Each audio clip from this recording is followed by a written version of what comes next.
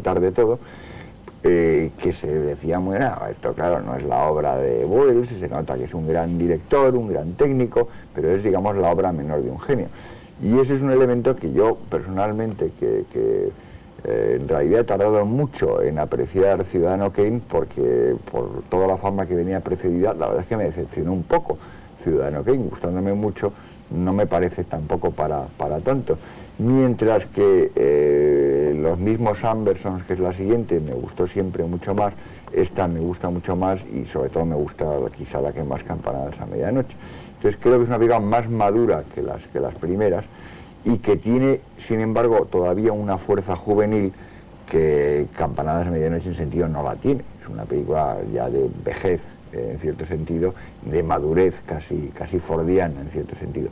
Y es una película de la que además tiene otro elemento también muy claro, que ha influido a muchísima gente, y no solo a jovencitos admiradores europeos, ni que es muy evidente la influencia, por ejemplo, en películas como Alphaville de Godard, sino al propio Hitchcock en Psicosis, que tiene cosas que es evidente que han salido de ahí, ¿no? Y realmente sí que es cierto que es de esas películas, como muy pocas, que te da la sensación de que está el cine en su máxima potencia, es decir, el cine podrá gustarte más, ser más sereno, ser más profundo, pero nunca podrá ser más poderoso que en una película como esta. Es impresionante la aceleración de la película, es una de las cosas que a mí más me llama la atención. El ritmo constante que lleva a través de, como tú muy bien has visto, es lógico porque tú eres director, el movimiento constante de la cámara. Con momentos en los que se resalta la violencia, por ejemplo, me parece que es cuando Charlton Heston entra en el bar y coge a un chico en vilo y lo trae hacia donde está la cámara, en un traveling retro. La fuerza que tiene de violencia esa imagen, simplemente el movimiento de la cámara, cómo viene, y aparte las utilizaciones maravillosas y extraordinarias de la grúa. Yo creo que es una película, a mí me gusta. Ese plano que tú dices está utilizado la Chapman como no se había utilizado, la utiliza como traveling. Y como traveling retro. El brazo entero y entonces va trayendo todo hacia atrás. Y tú no ves las vías, que es una cosa que desconcertaba. Y después, lo que habéis dicho de Hitchcock, el barroquismo expresivo de las imágenes. Hay un momento que a mí me gusta mucho, que es el acoso a Janet Leigh, en lo que son primeros planos de Janet Leigh con sombras.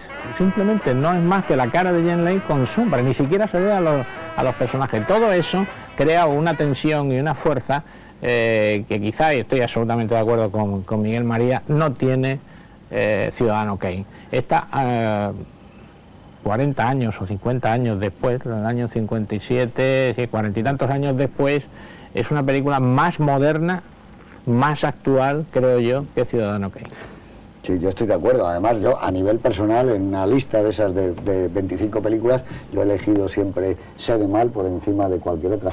Además, te voy a decir una cosa a ti que conoces casi todo el mundo. Yo he estado en Venice, donde se rueda esta película, esos arcos continuos que están prácticamente igual, y he tratado de reproducir de memoria cómo era el rodaje, no ya del primer plano de la película, que es prodigioso, sino que hay algunos planos que están rodados con una construcción cinematográfica tan perfecta, una cabeza tan prodigiosa, que yo recuerdo uno que es que después de una conversación que tiene Charlton Heston, él se va y se ven las sombras recortadas en la pared, entonces ese plano luego encadena porque la grúa sube sutilmente y nos lleva hacia donde está ella con una linterna que se ilumina. Bueno, la concepción de ese plano es prodigiosa, dices, esto es algo que está, no sé, al alcance de un superdotado, porque técnicamente, yo estoy de acuerdo también con Miguel, la influencia llega hasta posiblemente el maestro de la técnica, que es Hitchcock. Hay planos de Janet Leigh que parecen que están robados directamente de esta película para colocarlos en Psicosis, ¿no? Yo creo que influyó por ahí, influyó varias cosas. Yo creo que influye mucho el motel, le influye mucho Janet Leigh, y el personaje de encargado de Dennis Weaver, que realmente yo creo que tiene algo que ver con Anthony Perkins. Norman Bates. Sí, Norman Bates. Yo creo que luego Wells se autodevuelve el préstamo con Perkins en el proceso, ¿no? Sí, no, y Perkins estaba tan enloquecido por rodar que, eso es una cosa confidencial, pasó por Madrid muy poco antes de empezar Campanadas a medianoche, se hospedó en un hotel y dejó un mensaje diciendo que estaba camino de Londres, que quería ver a Wells y tal. Entonces Wells, que ya tenía su Príncipe Hall en Kidbuster, pues lo había hecho en teatro y se había prometido, pues se hizo un poco el loco para no acusar la presencia de Perkin, que venía directamente a ofrecerse para hacer el papel. O sea que en eso lo que pasa es que, bueno, había que explicar a los espectadores, porque sobre todo los que hayan visto esta película hace tiempo, que la versión que hemos proyectado esta noche y la que se lleva viendo hace algún tiempo en España no es la que vieron en los años 60, porque esta película la Universal la dejó en 93 94 minutos y ahora tiene como 106. Y a mí una vez, estando en Las Vegas en casa de Beatriz Wells, me dijo, ¿sabes que tengo una copia entera de Touch of Evil, de Sed de Mal? Y efectivamente, pues esta noche nos quedamos y se fueron todos a la cama, era muy tarde ya, y mi hijo y yo nos quedamos en un sillón enorme que tenía Wells para ver las películas, comodísimo, nos quedamos a ver, y hay un primer letrero que dice, esta es la copia uncut, o sea, no cortada, de tal, y cuando yo la vi dije, pues esta es la copia que acaba de pasar Televisión Española en España, o sea, no es el montaje original de él, pero sí le han metido un montón de escenas, unas cuantas escenas que no estaban.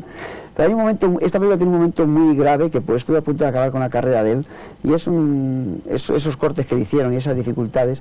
Hay una carta que él dirige a Kim Tamirov, que estaba en Francia, y tiene 2 o 3 líneas que son patéticas, porque le dice, buenas o malas, mis películas solo tienen sentido si se las deja intactas y si su progresión rítmica sigue las ideas que yo he puesto en el montaje.